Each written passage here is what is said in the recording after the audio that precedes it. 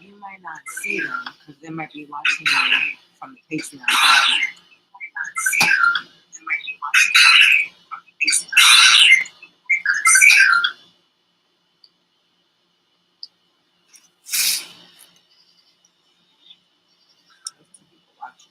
Hmm?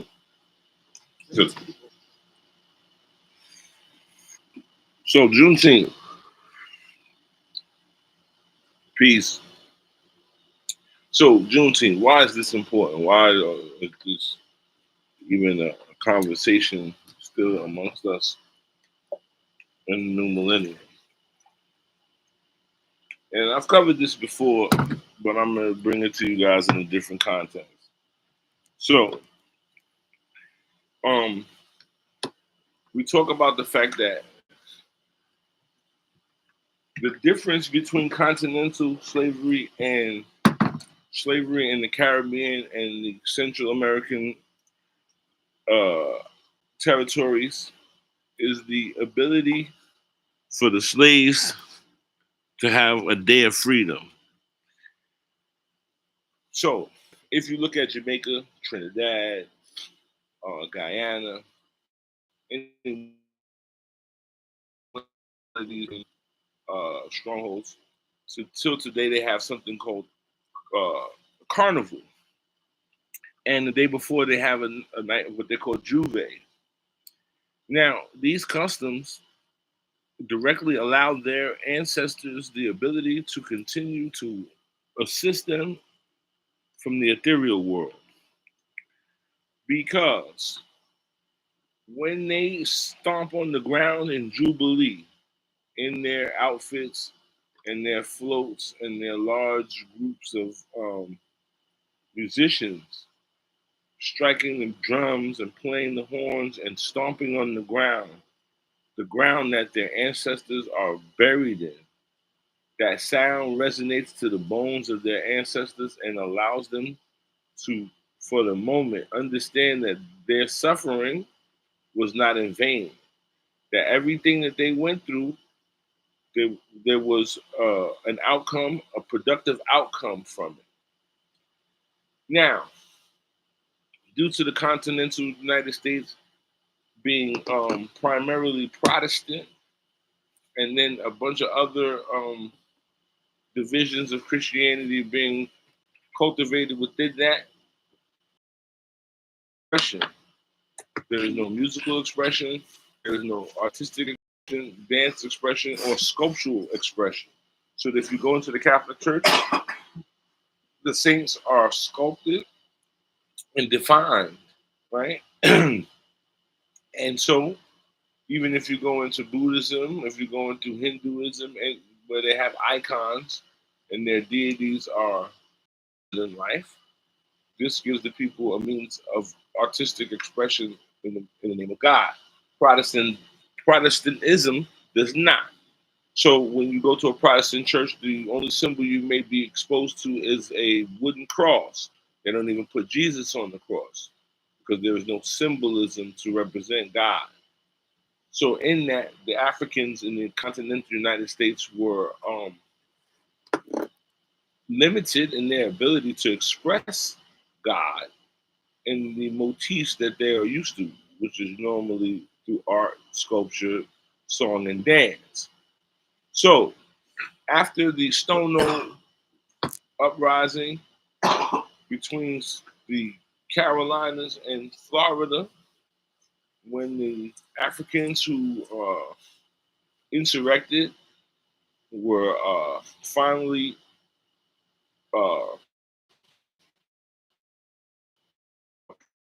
they were assassinated, and from that point on, the slave masters in the United States, the continental United States, outlawed the use of drums, and the use of drums made for Africans to now use the tambourine as a means to create their music because they were no longer given the ability to cultivate the drum. Now, this all stems into the idea that, like I said, when they were emancipated at some point, they necessarily came to an understanding that they were free. And so, in that, they had a celebration which is marked annually by carnival. Now, after the Emancipation Proclamation, which in itself was a clusterfuck because you're telling the slaves that they're free, but there's another opposing force that's telling them they're not. So if they get caught, they're going back into slavery. So obviously, slavery is not ended. So during the Civil War, they say that sometime 40 years after, some slaves were still being informed that they were actually liberated. There not being a unified day where Africans of this continent who are of slave ancestry don't have a celebration to mark their emancipation, right? So we have Juneteenth, and it is not enough for us to just go out and barbecue. Now, this conversation is neither for myself or you all. It is for us to create some sort of disturbance of happiness that will directly affect their ancestors who were buried in the ground, who suffered from antebellum slavery, right? So it requires us a parade of a grand and unified organism to to gain the attention not just of our ancestors but of the God above us. So one time somebody asked, "Why do you do perform ritual?" And the reason for ritual is because if you accept that there is something that is conscious that is greater than yourself and it is observing, then your behavior and the configurations that you uh, come together with as they observe you from a distance will give them an indication of what is happening. So if we all gather together in Jubilee and where there is no see, because even Eastern Parkway in Brooklyn, for as much as it is a celebration, it's also death trap, right?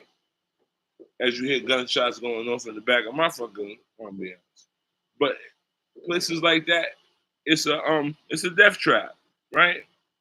So that you could go to the West Indian Day Parade, Labor Day Parade, and you might get accosted. Some bad luck might befall upon you. In contrast to if you ever have gotten a chance to view the celebrations that they embark on in places like Brazil, where there's close to 1 million people in the street singing and elation and dancing to the same rhythm and the same song in unison, so that everybody go home. Now, I would be aligned to say that there's not some bit of skullduggery that is still being performed with that amount of people, but not to the extent where you see people being trampled or, or mass shootings or things of that nature, right? And we have to have that type of respect for our memoriams, so that every one of us has been to a funeral that in the back of the funeral there are people fucking talking like there's not a dead body in the front, right? And that becomes very hard to do because some people just do not have follow directions. They failed kindergarten, right? So that you'll be in the theater and it'll be like a moment of silence, and it'll take them a moment to get to a moment of silence because people don't know how to just shut the fuck up. So it would be in our best interest that we gather ourselves for a day like Juneteenth, and not so much for ourselves to be barbecuing and walking around twerking, but to create some sort of uh, march or procession that gives an indication of our history and our celebrations and our accomplishments, right? Um, and so Juneteenth is really pretty much a joke at this point because people are just now becoming even familiar with the idea of Juneteenth. So this is something that is proliferated, not in the hopes that we would be so blessed to partake in, but to prepare our children for, so that they will have the vigor to put that together and have it be a day where there is no fucking madness. Like for those brothers that went out to the Million Man March, that went to the Million Man March and came back all together without any crisis, we appreciate you because you necessarily participated in the time when there was so many black men that there was no chaos, that it was respect and love. So we have to. So if it has to take the men to do it, then so be it. But we have to create a procession that allows us to celebrate the anguish that our ancestors went in order for us to be here. Because the simple fact is that, due to the fact that whatever their circumstances and um, their environment was, they still found the time to make one of your ancestors. Through all of this oppression, they found the time to love one another, to copulate, to have a child by proof of the generations that came before you, for you to, in your existence. So it would be in our, and so like I said, this is about planting trees that you'll never be under the shade of, right? And it's not for you to partake in the luxury of these things, that you set them up so that the future will have the benefit of these. Today on Juneteenth, remember that love that your great great great great great great grandparents had to experience and have for one another in order for you to be here. Because I'm one of the people that I watch the movies. If I watch the movie and they're in a war situation and the guy and the girl get the cushion, I'd be like cursing the TV out. Like, what the fuck y'all doing that? You better be careful somebody don't shoot you, stupid motherfuckers, right? Well, our ancestors, albeit through all of those traumas, still found a moment to be human beings and to interface with the opposite sex and create life, that we are the proof positive of this act, right? So we have to give that, so that, because when you hear young niggas say stupid shit like I ain't my ancestors, you are definitely not. You're not made near. I watched the little DIY videos. Me and my best friend, we watched the shit. The motherfuckers be digging holes and making houses in 2 to 3 days. Niggas today ain't got the motherfucking minerals for that. If you ain't got it on cell phone, you couldn't watch it on YouTube, you wouldn't know what the fuck to do. Okay? Them motherfuckers get busy with just a machete. So to arrogantly express something that I'm not my ancestors, you goddamn right. And you should be worried. The fact that you ain't. Because they was built in a whole nother way, and enough for them to sustain and be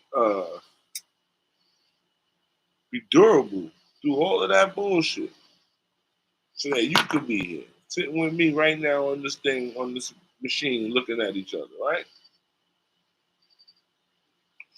So Juneteenth, as a concept, we can't own it. We gotta necessarily create it for our children so that they know that there's one day that I don't give a fuck what job you got, my nigga. I'm going to the parade in every city, right?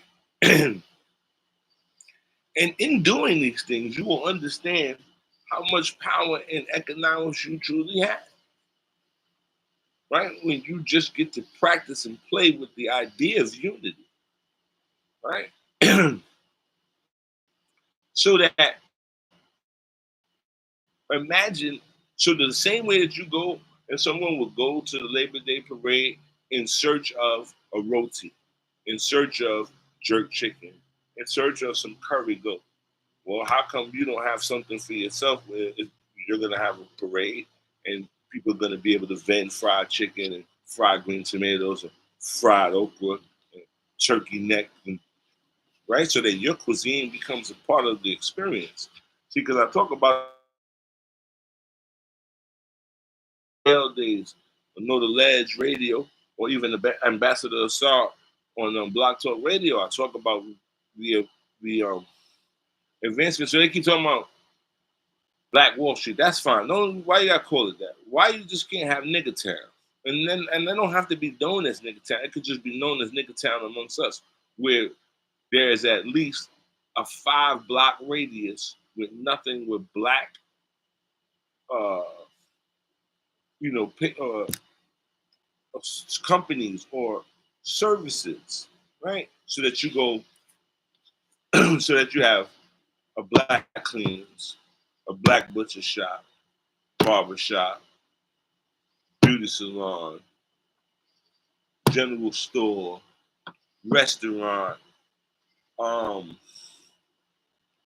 within a certain amount of space, that everything that's there is dedicated to black culture, that you will have boutiques that deal with just historical stuff, where you could go and find a Mammy jar maybe, or you could find some information on, some black bookstore, and just a place that procures black culture within that radius. Because for every city that you go to, when you want to find Chinese food, real Chinese food, you go to the Chinatown of that area. And everything that they have there is for them. They got their own grocery store, they got everything. And every weekend, all the Chinese people, albeit they live 2 or 3 counties away, are going to show up to the Chinatown and spend their money and have a good time and embrace their children amongst the culture. Right? So we have to have something that is there for us, Mama, that is not about selling crack. It ain't about motherfuckers selling bullshit sweatshirts and t-shirts and all kinds of shit. Right?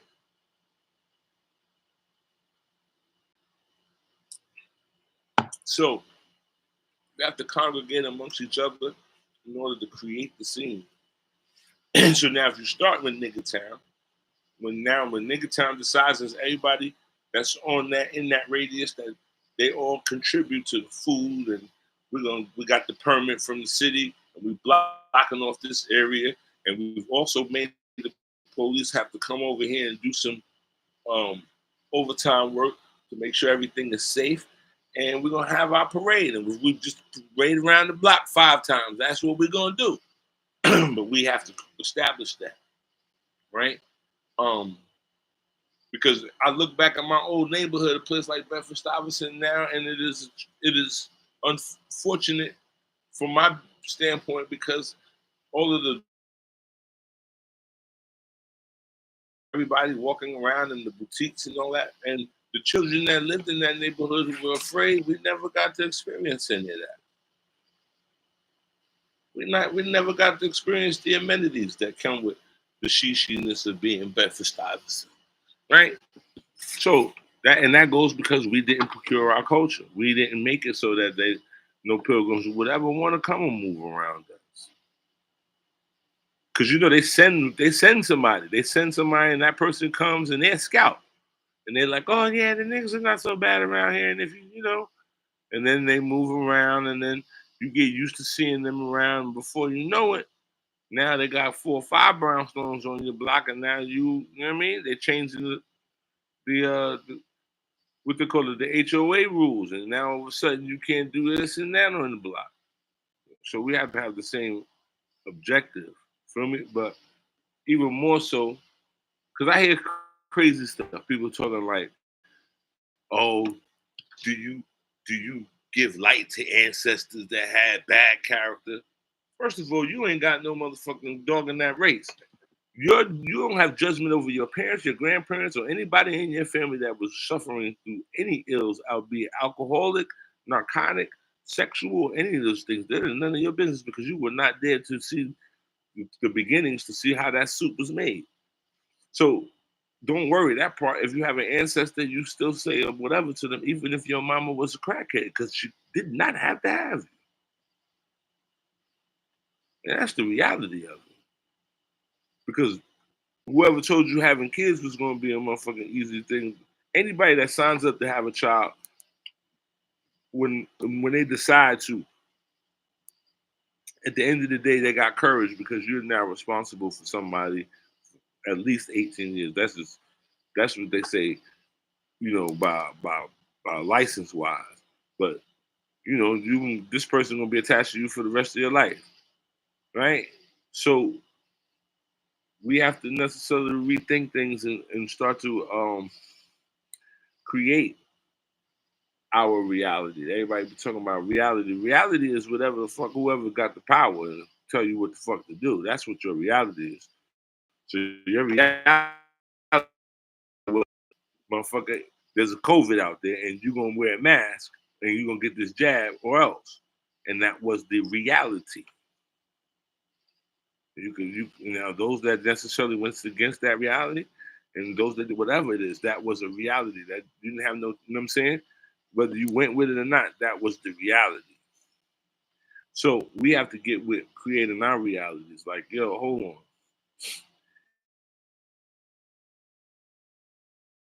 Which one of these African fucking kingdoms came first? In fact, it ain't even important that they came first. What's important is that we came from them. And what do we have? What traits do we share with them, good or bad, so that we can start to get rid of the bad parts and start to uh, focus on the good traits, right? But we're too busy uh, worrying about what tomb it came out of and who was the Khufu or the what and the how. That's not important. What is important is what makes sense, right? So if you believe in the Bible because you can make sense of the Bible because there's the Ten Commandments make fucking sense. Thou shalt not kill, right? Don't say that. Just don't do it. If you do it, it's gonna bring you a whole lot of problems. Why? Even without the police, somebody gonna feel away. They want to kill you now. Now you got coming to civilized society. You got the police. Now you're charged with murder. They'll send you away for 20 years. It's not a good thing. It's not hard to fucking.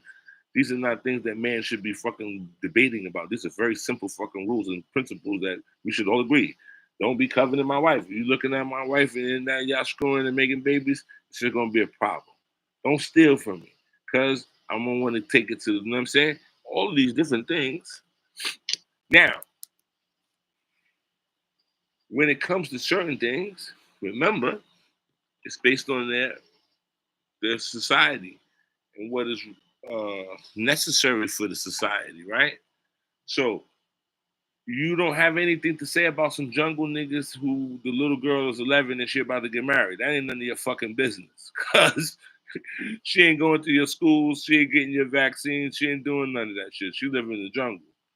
And in the jungle, she gonna need a husband that's gonna help her cut up the papaya and kill the motherfucking baboons and eat them niggas. So you not telling her not to do that, that's out of league. Now, what is out of league here is if you came up in this society and you think that you should have little boys and girls because that's how you're gonna get to the kingdom of heaven, there's a problem with that. You know what I mean? There's a problem with that. And you have to start to compare them. What when people's edicts and their rules, when do they make sense? Right? So they be having the whole thing about us killing chickens and shit like that. And then if the same person is growing vegetables in a fucking greenhouse, that shit is a jail. It's a plant jail, right? But those same people will try to use that same excuse. Ain't got nothing to do with no goddamn chickens. You feel me? And so sleeping with little kids is just you taking advantage. Why can't you find somebody that's your age that's of the same psychological speed as you, right? So that if you want children, then there's a clear indication there's something wrong with you, because they. How do you entertain yourself with them? Because if everything is only physical, then you've reverted back to an animal, and so you're not civilized. And these are just things that they these are truths you just can't get out of that. Period. Right? And some things that we have adopted in our society and we think is okay. So it's okay because all of the songs say that you should sleep with this guy's wife and sleep with that girl and all of that. No loyalty. Right? But in the real world, that ain't gonna get you nowhere because ain't nobody gonna invite you to their house if they think that that's how you move. And somebody gonna approach you about it. And so eventually, you might necessarily come to some sort of demise, thinking that that way of thinking is okay. And so we, as a people, have to get to a place where we understand what is okay, right? Because the criminality was never meant to be focused on our communities. Understand that. If you've been with me for a while, I say the same shit over and over again. I said that Raekwon told you. He said mass police in Manhattan. When they said that, that's a real statement. Because what that did was that changed the Robin Hood dynamics of the neighborhoods. Because the robbers now began to, they can't go to the city and rob the pilgrims no more because there's cameras everywhere. So they revert to their, what they know, and they begin to become cannibals and eat on their own people. And so this is how the drug game gets fucked up, because people that don't belong in it are in the drug game, because now the drug game has no honor and has no loyalty because wolves are in it, right? And so now you say, why is all of this relevant to Juneteenth? It's very relevant because it talks about the disintegration of our unity, right? The fact that we would even be able to be enslaved because there was a defect in our unity at that moment already. The fact that we allowed them to enslave us. There's a defect in our unity. And so it is that uh, value, which is the core and foundation for our disposition. So if we have and express unity, and with unity, you have to have a code of ethics. We have to decide on what is ethical and right, so that before you get to worrying about somebody else's, first worry about your people. So govern your people. So understand that if one of your people did some shit and that shit is going to cost the rest of us, then we got to throw you to the wolves because you shouldn't have been doing that in the first place, right? And so, the problem we don't have in unity is because we don't trust each other, because we are all suspicious of one another. Black men can't walk past each other in the street without clenching up because we don't trust each other, right? Black women will not get on the elevator with a black man and feel comfortable. It's just not in their nature, and it's not to be in their nature because that it's been indoctrinated into us. So until we get to a place where we trust one another, right? Because unfortunately, our ancestors, some of them didn't trust each other either, because everybody didn't get on the black on the railroad. They was like, I don't trust it. I don't know what you're talking about. I don't know what's beyond those trees, right? So this is a very, very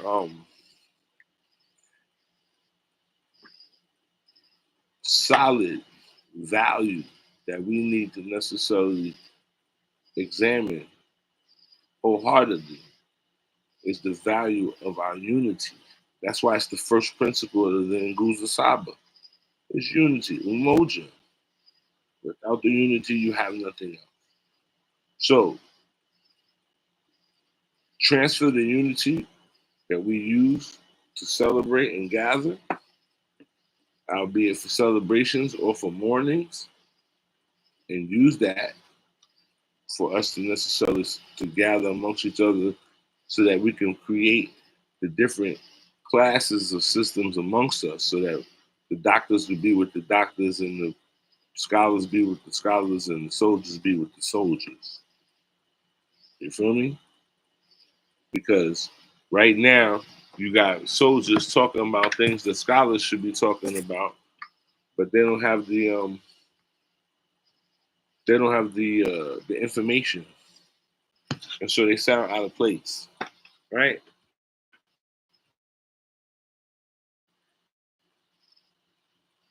And what that does is it gets somebody like myself to criticizing a soldier who shouldn't be at a meeting. You should be soldiering. You should be watching. You should be in the foxhole. And so that creates a dissension. And so we have to get to a place of unity. And then the second one that they gave us is self-determination, right? And the self-determination says that when am I still going to put in what I need to put in, right? Without anybody else having to necessarily look over my shoulder. And that allows you to participate in collective work and responsibility. Because now that you know that you're gonna get yourself up, now you're a part of the cog in the machine, and you show up and do your part, right? That leads to cooperative economics, meaning that we can both go in together and not even try to look at each other from a capitalistic perspective, because from a capitalistic perspective, there is no equality. So we have to look at it from a place of equality that when it comes to us, we don't practice capitalism. We practice equality. You feel me? From cooperative economics